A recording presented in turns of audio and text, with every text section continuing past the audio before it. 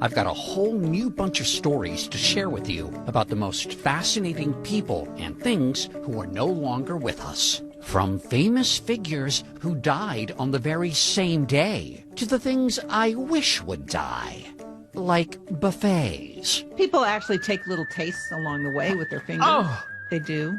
Oh, Mo, I'm so sorry. That was just part of the trailer for the all-new season 4 of the hit CBS News podcast, Mobituaries. Love everything about it and the name.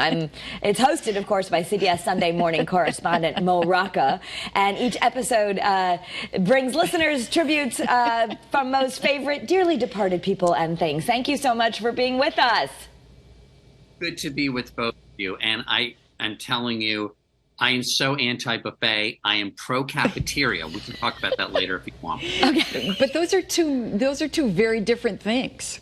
Very different. Absolutely. Yeah, dead people and food in a row. Incredible. Tell us a little bit about this series and how did you come up with this concept? And this is a great month to launch it, of course, because it's spooky season. It's spooky season, yeah. So this is our 4th season. This is my way. Mobituaries is my way of paying tribute to the people and things that didn't get the send-off they deserved the first time. So some of in previous seasons, we've done Audrey Hepburn, Sammy Davis Jr., Founding Father Thomas Paine, the station wagon. I missed the station wagon. I really missed riding in the way back. Even though I know it was the death chamber, it was really fun when I was a kid. Some are less well known. The so-called Siamese twins Chang and Ang, who were wildly famous in the 1800s. This season, our first episode out, currently available, is about famous people who died on the same day. I'm guessing you both may remember June 25th, 2009, when Farrah Fawcett and Michael Jackson died the same day. Michael Jackson sort of wiped her off of the front page. And this has happened throughout history, going back to John Adams and Thomas Jefferson, who died on the very. Wow. And it really, it's kind of wiped off the page, and it's kind of overwhelming at the same time because you want to think about, the one person who died, and then you hear about somebody like Farrah Fawcett, who had this incredible career of her own. I know, and she just got a little video clip out there. I remember I was anchoring the news that day, and it was kind of hard to balance everything. But so this is, what goes in for, you have such a nice, interesting, unique way of telling stories. When you do these, do you go walk with these people? How do you decide who you're interviewing? What's your process to get this podcast all ready so that we can listen? So I have to feel some sort of connection to the person. I have to be truly interested, because I think if I'm not really interested, if I'm faking it, the audience will pick up on that. Obviously, that you need to know the person. But I'll give you an example. My first job out of college was working at the fragrance counter at Macy's in Herald Square, one of the largest and noisiest retail floors in the world.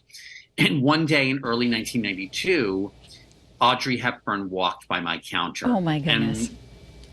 She floated by my counter. Right. And there was no announcement. And then the crowd just fell silent. And everyone, we were just sort of in awe. Like, she had that kind of a presence.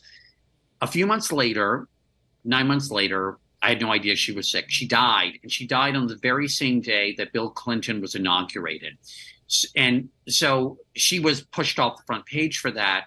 And so there were a couple of things at play here that were really interesting to me. And so I went and I talked to President Clinton and I said, were you aware that Audrey Hepburn died on the day of your inauguration? And he was shocked.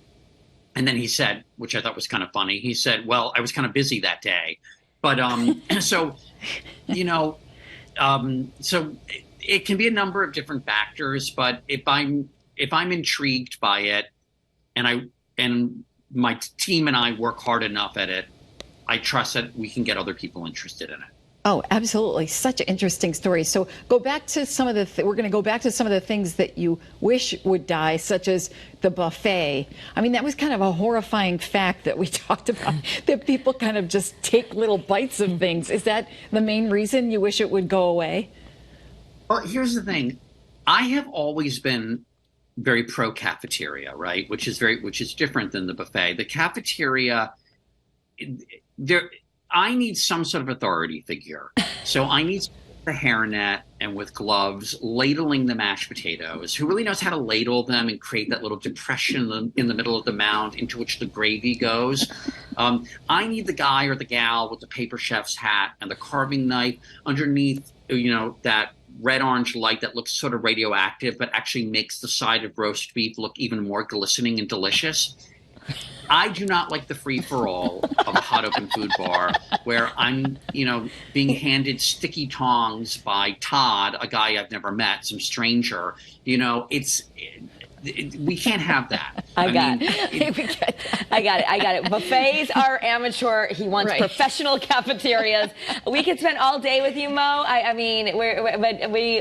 We can listen to you and feel like you're with us because season 4 is out now. So we thank you so much for being here. You both. This was a lot of fun. Thank you.